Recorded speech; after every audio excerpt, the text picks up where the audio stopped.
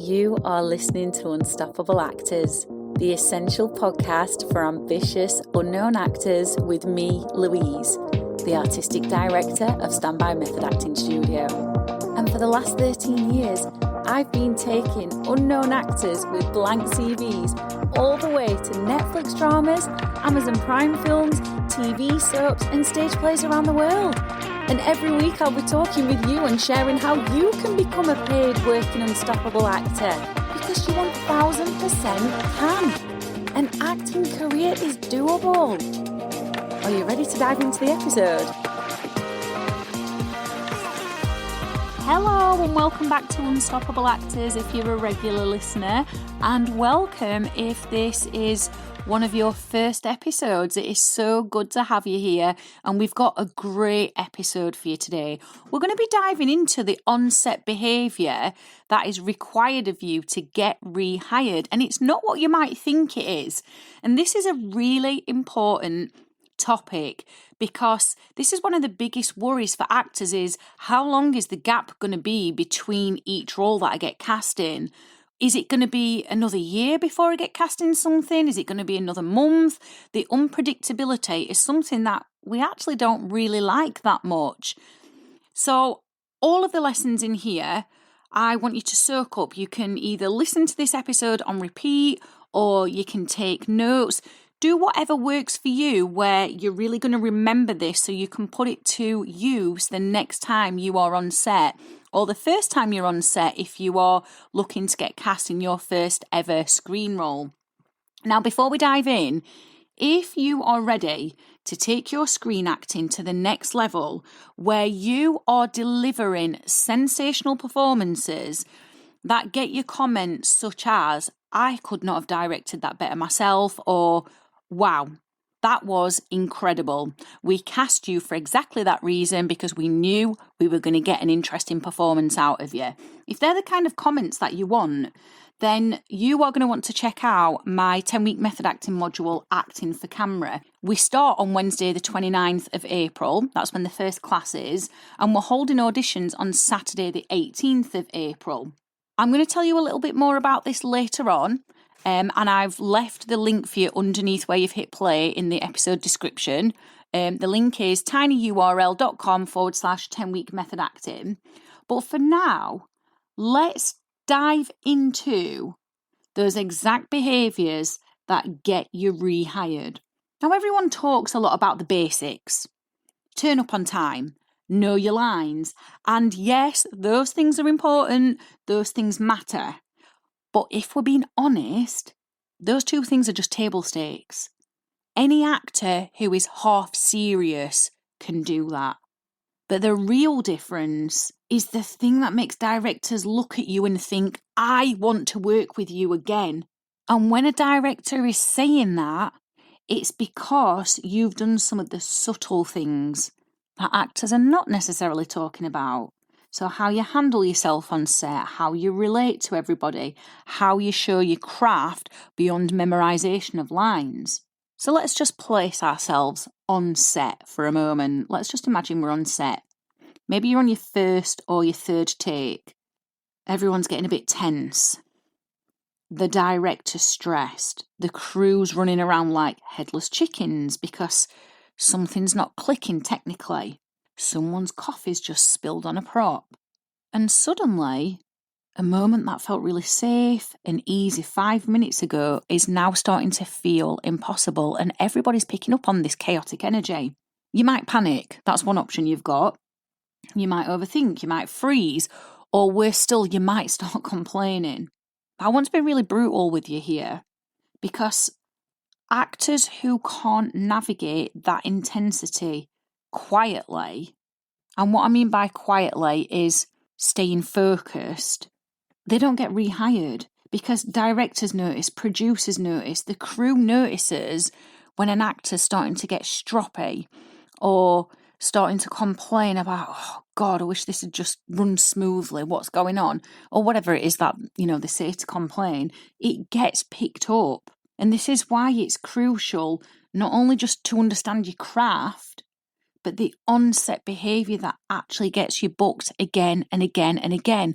We have to be malleable on set. We have to be prepared for things going wrong, people getting stressed out. It happened on the last film that I did. We started getting a little bit behind on shooting, and we had 2 directors, and they started getting a little bit stressed out with one of the actors. They told this actor off. They took them to one side, but they did give them a bit of a telling off. And then everybody started picking up on it, and then that energy came into the set, and people were talking about it. It didn't need talking about. Whatever happened with those 2 directors and that actor needed to stay between them, and the rest of us really just needed to get our head down and do what we were there to do, which is create the truth, have fun, bring this story to life. I personally don't get involved in gossip and who's telling who off and what's going on sets. Number one, because I don't want to. I don't like that energy. And secondly, because it doesn't help me focus. I'm there to do a job. And yes, whilst I'm there to be friendly with everyone and make friends, first and foremost, I am there hired to do a job. So let's break it down a little bit further. Let's go into the behaviours that get actors rehired beyond the basics. So the first one is be ready for multiple takes without complaining, because sets aren't perfect places. Lighting changes, the director can have new ideas, or something can go wrong and it can annoy them a little bit. The camera angle can be wrong. The sound might not be going right. All of this takes time. Multiple takes are normal. The actor who takes this in the stride, who adjusts without complaining, without bitching, without talking about it, that actor is gold. Because complaining, sighing, rolling your eyes, nitpicking at things, that is a one-way ticket out of the actor's mind. So be prepared, be patient, and let your professionalism shine. The second thing is really, really important, and it is not spoken about enough, and it is to create a safe space for everyone. Sets are very vulnerable places. Actors are giving themselves fully. They are opening up emotionally and going to places that in an everyday 9-to-5 job we don't ordinarily go to emotionally. Crew can get stressed out working under tight deadlines. If you can show empathy, kindness, and understanding, and you can connect to people, you are making the set a safer, better space for everybody to work in. Now, I'm not here to say you're responsible for the moods of everybody and for making that set a safe space on your own. But what happens is people pick up on that, and then it becomes a great place to work. And directors notice this, producers notice this, and guess what? It gets remembered. The third thing is switch it on instantly. So I've got a nickname. No matter what production I do, I always seem to get the nickname Little Miss Giggles, because there'll always be one line or one moment that will absolutely crack me up. And I will literally fall to the floor laughing so hard. I mean, belly laughing. But as soon as I hear action, I switch. And in the last film that I did, the directors told me that they were actually quite worried that I wouldn't be able to focus because I was laughing so hard at one of the lines. But here's the thing, I've got method acting tools ready to dial into the minute I hear action, or not the minute I hear action, the moments before I hear action. And that ability to fully pivot is something that creates trust in the director, because they go, oh, this actor can handle this. And my directors were really flabbergasted. They were like, how were you rolling around, belly laughing 1 minute, and then completely focused in the scene the next minute? And I just said to them, look, I know me well enough. I know there's going to be something that will always make me laugh, but I know when to focus and I know how to switch it on. Because the last thing I want is the directors worrying, going, oh my God, when is she going to stop laughing? When is she going to be able to focus? And they were really happy with my performance, which is the main thing.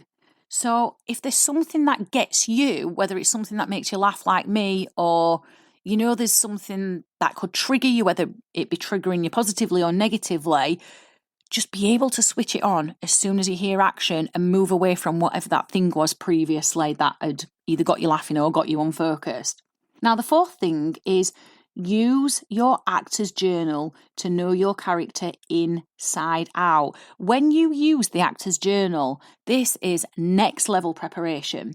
And with the actor's journal, you are not just reading the script, you're not just reading your scenes, you are living inside the character's world. You are peeling back everything, what they ate for breakfast yesterday, how the parents argued, what scares them, what drives them. And our actors get the actor's journal inside of our 10-week method acting module, and it literally changes performances. Directors notice this because they go, oh wow, this is a fully formed, layered character that is really interesting to watch. And then they start asking questions and they get curious and they're like, how did you make these choices?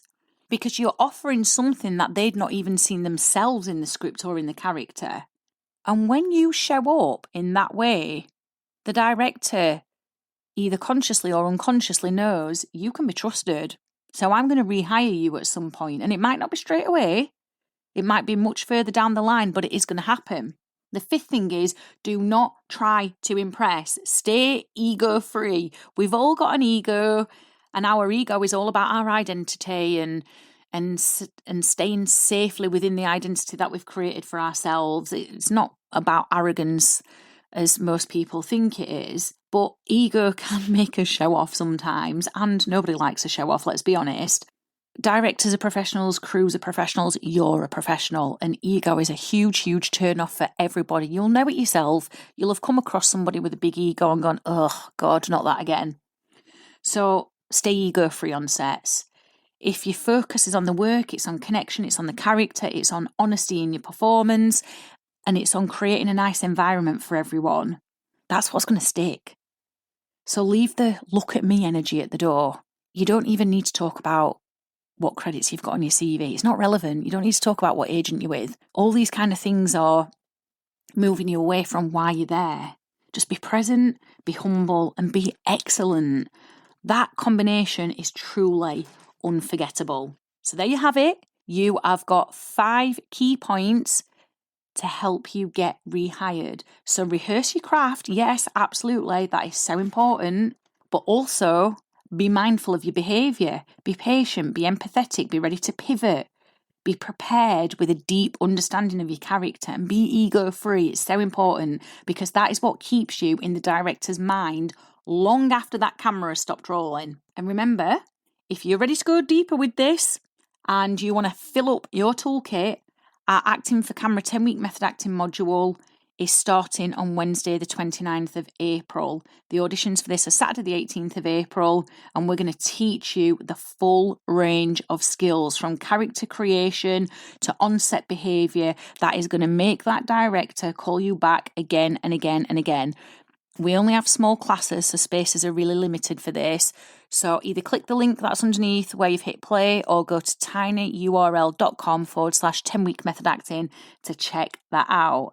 And I will see you again in the next episode. I've absolutely loved hanging out with you, and I really hope you found this episode inspiring. If you have, please do rate the podcast and hit follow so you never miss an episode, and I can help more actors like you. And come and join one of the most supportive, uplifting acting communities on socials, the Unstoppable Actors Facebook group, where you'll get your weekly injection of inspiration, networking, and receive your free Method Actors handbook so you can become an unstoppable actor.